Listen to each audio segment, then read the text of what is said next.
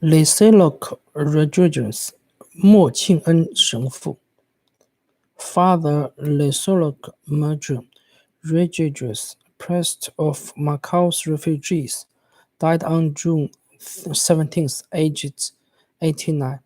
澳门难民营的莫庆恩神父于2013年6月17日去世，享年89岁。I am among the crowds of thin, anxious people. You could spot him in an instant. Dark-herbed spectator in his white vestments, he would tremble on a sample to embrace an old man or crouch to watch children making fireworks. 在一群瘦骨嶙峋、面色焦虑的人中，你很容易就把莫庆恩神父认出。他皮肤黝黑，身材健壮，戴着一副眼镜，身穿白色弥撒服。他会努力爬上一艘小船，与上面的老人拥抱。他也会在孩子旁边看着他们制作炮仗。他说话很大声，会几种不同的语言，粤语、马来语和口音浓重的葡萄牙语。You could hear him, too, bellowing in several languages: Cantonese, Malay, Song, Flowered, Portuguese, or singing loudly and sweetly to his guitar while his audience danced. For the thousands of refugees who passed from 1940s through the island of Macau, just crossed the Pearl River from Hong Kong, Father Lecolo Rogers was the self-appointed bringer of happiness and, as important, the gatekeeper to a new life. 他不时大声歌唱，偶尔弹起吉他，温柔地吟唱，而周围人则会在一旁为他伴舞。For the thousands of refugees who passed from the 1940s through the island of Macau, just across the Pearl River from Hong Kong, Father Lesoloc Regius was a self-appointed bringer of happiness and, as important, the gatekeeper of a new life. 在20世纪40年代，数万难民从香港漂流珠江逃到澳门。对他们来说，罗德里格斯虽然是个自封的神父，却是一个能给他们带来幸福的人。更重要的是，他是一个能为他们守候新生活的人。Those refugees came in several waves. The 1940s brought Shanghai Portuguese, many of them bankers or company bosses fleeing Mao Zedong Red Army. 难民们分好几批涌入澳门。上世纪40年代，一些有上海背景的葡萄牙人，多为银行家或公司老板，为了逃离毛泽东的红色武装来到这里。More came during China's Cultural Revolution of 1960, with Chinese soldiers too descended briefly on Macau, plastering their slogan on the walls. 上世纪60年代，大陆爆发文化大革命之前，更多的人涌来澳门。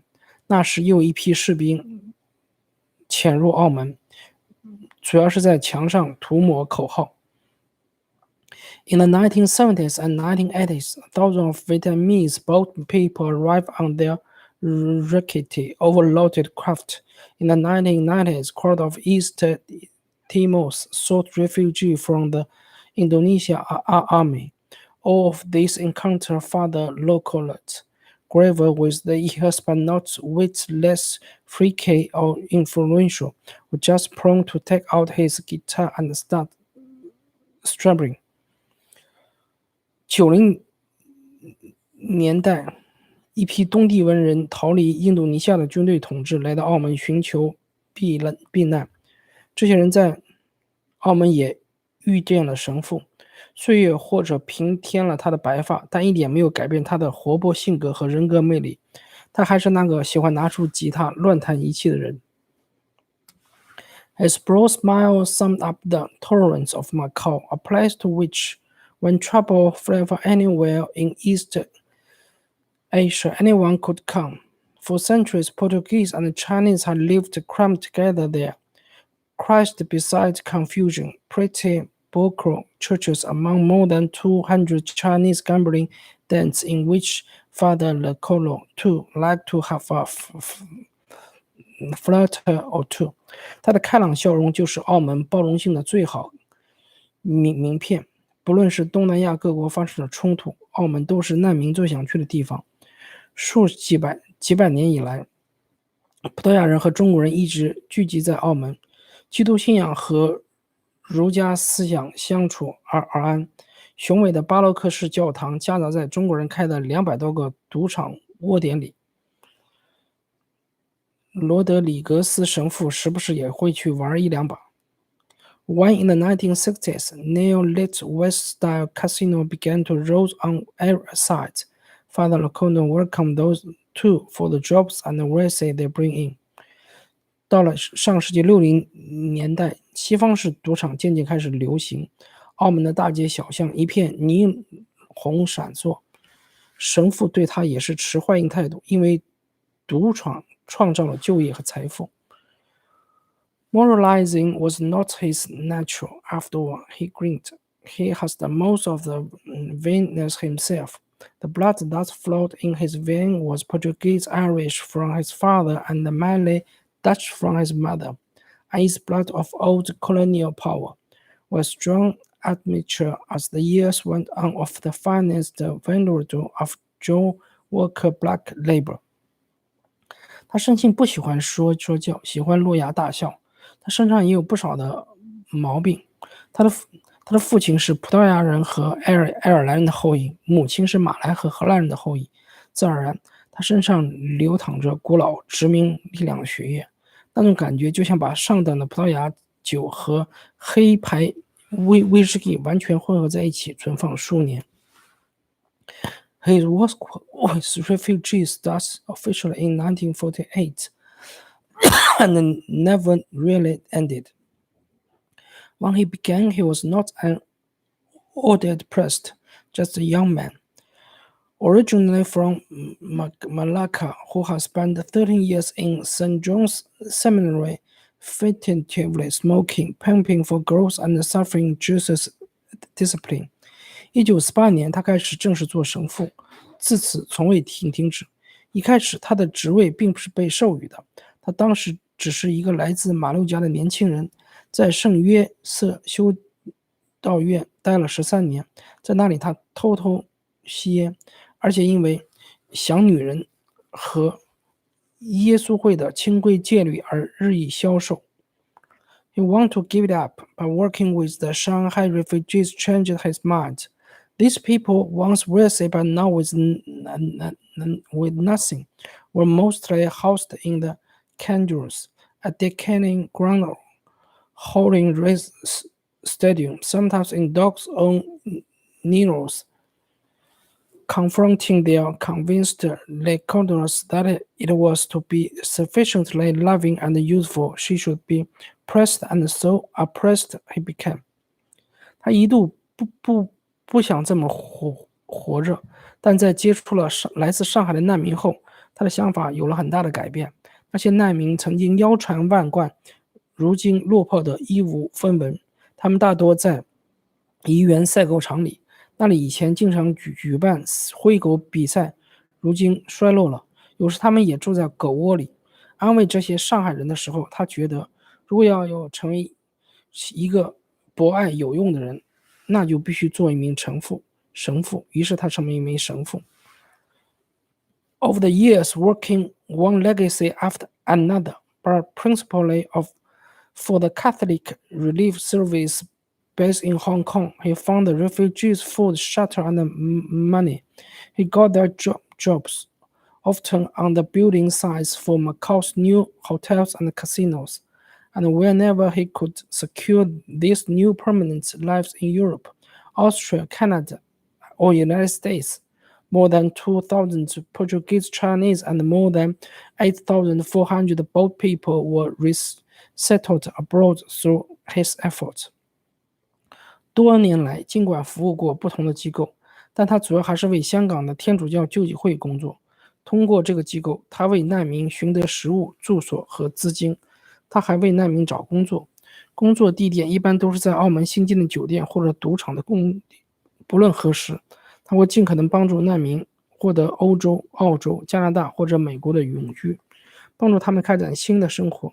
在他的帮助下，超过2000多葡萄牙华人和超过8400个乘船来澳门的越南船民重新找到了安身立命之地。The work was easy with these penniless, paperless wonders, and he was not a financial or bureaucrat. He has a better way to get the funds and the forms he needed. An immense network of friends and contacts who help him would solicit over lunches of great pearls, fish curry, pentals, and Scottish water. Good food, drink, and conversation never failed. He found to bring the money in. 帮助那些身无分人、没有证件的流浪者并不容易。他既不是一个金融家，也不是一个当官的，但是他有个好办法弄到资金和其他所需的东西。他会用大蒜、蒸虾、咖喱鱼、肉菜饭以及苏格兰威士忌来大摆宴席，款待天下朋友。在饭桌上，他能够得到自己想要的帮助，因为他发现美式好酒以及谈天说地一直给他带来资金。North Americans were his particular target. Between 1952 and 1967, he received help from worth $90 million from the United States. In exchange, he fed them information about the Communist China, triggering of rumors that he was a CIA man. Though he was quite happy as Sir Lockhart de Grafadagro to give any CIA agent a seat and drink at his convertible table. Anyone who will welcome, who will help his cause. One young man from Madrid, sent to Macau to give Canadian visas to boat people, found himself part with coconuts at 11 in the morning to issue more visa faster. 北美国家是他主要的求助方，在1952到1967年之间，他收到了来自美国的9000万美元。对此，他用共产国家的信息作为回报。有传言他是美国 CIA 的人，他对此不屑一顾。可是他很开心，就像 Grandfather 先生一样，他用好吃好喝招待每一个中央情报局的探员。他欢迎任何给他提供帮助的人。曾经有人派遣一个蒙特利尔的年轻人来澳门，给乘船出逃的难民发加拿大护照，早晨11点。为了督促他多发护照，他往他手里塞满了白兰地。A tireless ambassador of happiness, only two things made him sad. One of that the resettled refugees from China has not done more. As time passed, the forged links from their new countries to the old ones. After 1985, he had worked in mainland China as a missionary, putting up clinics and schools and helping AIDS victims.